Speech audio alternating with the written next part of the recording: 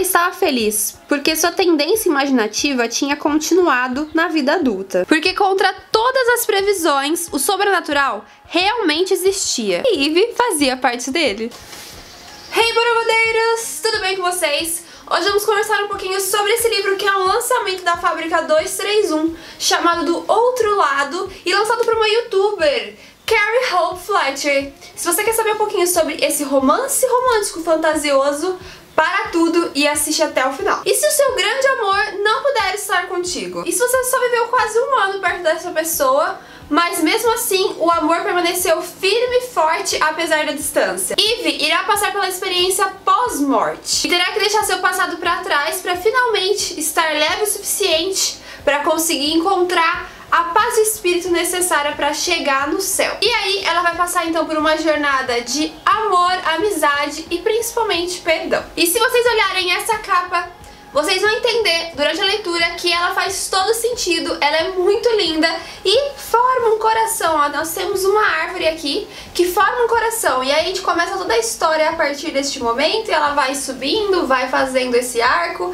volta, desce e conclui aqui de maneira perfeita. É uma capa que condiz demais com a história. Gente, eu peço a compreensão de vocês. Se vocês escutarem um barulhinho de fundo de uma máquina, é porque tem uma construção aqui do lado, tá bom? Eve Snow viveu seus 82 anos da melhor maneira possível. Ela se casou, teve 2 filhos chamados August e Isla, mas apesar de todas essas palavras mostrarem que ela teve uma vida boa, na verdade não é bem assim. Ela não entregou o seu coração ao marido. Mesmo assim, o seu coração floresceu e frutificou, formando uma bela e frondosa árvore que tem um comportamento muito parecido com o da Eve, ou seja, ela se torna mais forte, ela se torna mais especial, mesmo em meio à tempestade. Mas o que aconteceu com a Eve? Quando ela era mais jovem, ela fez assim um pedido para sua mãe, Eleanor. Ela queria passar um tempo sozinha, ela queria conseguir um trabalho, um emprego de verdade na área que ela é formada como designer, mas queria assim ficar longe dessas coisas que a mãe impunha a ela. Porém, o que acontece? Semanas vão passando e ela se vê sozinha a maior parte do tempo, porque a sua mãe fez questão de manter a distância dela nesse período aí de um ano, porque o desejo da sua mãe não é vê-la se realizando profissionalmente, não. A mãe dela quer que ela se case, tenha filhos e ponto. Vire uma socialite assim como ela. Então, pra isso, ela vai fazer meio que um inferninho na vida da Eve e quer que ela se case com James Summer, que é um amigo de infância da Eve. Ir contra as exigências da mãe é como tentar ir contra um tsunami. Eleanor sabe exatamente apertar nos pontos fracos da filha. E a jovem sabe que precisa encontrar um emprego maravilhoso com um bom posto para que assim consiga se ver livre, né, das garras manipuladoras, controladoras, obsessivas da mãe. Só que a Eve não imaginava que nesses meses aí de pseudo, né, liberdade, ela fosse viver tão intensamente um grande amor. E essa figura importante chamada Vincent Winters vai ser muito assim um pensamento recorrente na sua cabeça, mesmo no seu pós-morte. É um cara desleixado, um cara que vive de maneira relativamente tranquila, assim, sem muitos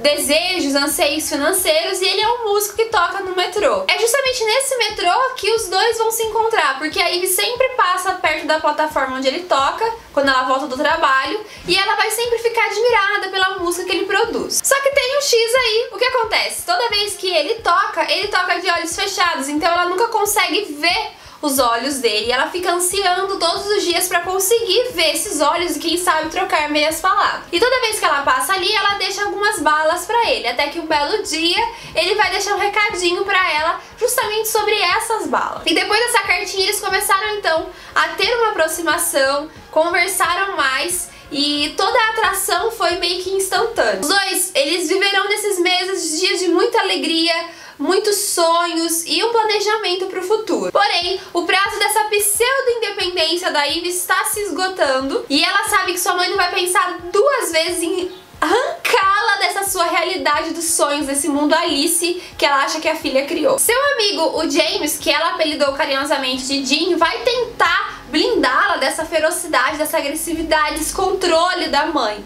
mas não vai dar muito certo. Ele ama a Eve, mas a Eve não ama ele, afinal ela já deu seu coração pra uma outra pessoa. Mas calma, gente, tudo que eu falei até agora foi no momento de vida da Eve na Terra, né?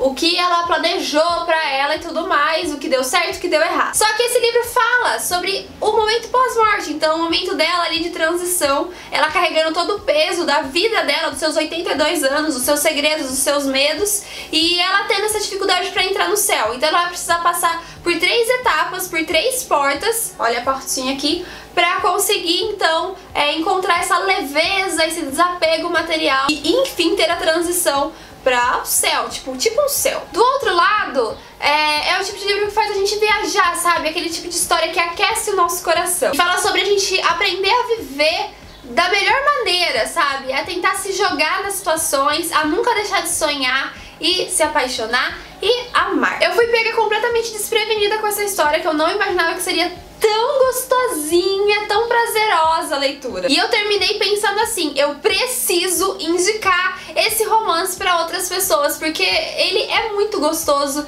ele é o tipo de história que faz a gente pensar sobre a vida ao mesmo tempo que traz aquele sorriso nos lábios, sabe? Então é muito leve, muito fresh. Apesar de ser uma obra do gênero romance romântico, ela foge do clichê, e isso é algo assim muito inovador, muito fora do que é normal a gente ver. E a autora foi extremamente criativa na construção, no amarrar da história com relação à vida dela na Terra e nesse pós-morte. Ela conseguiu fazer todo um link perfeito nesse passo a passo e tornou a leitura ainda mais prazerosa. É uma história também que fala sobre não se arrepender quando você faz algo que fez tão bem pra outras pessoas. E pode ter certeza que uma hora essa abnegação, esse desapego, né, com o que você deseja, uma hora vai ser bem retribuído e cedo ou tarde você vai encontrar a felicidade que tanto ansiava. Justamente por tudo isso que eu falei pra vocês, eu dou 4 estrelas e meia pra Do Outro Lado, porque eu acho que é um livro que consegue trazer uma emoção muito característica durante a leitura,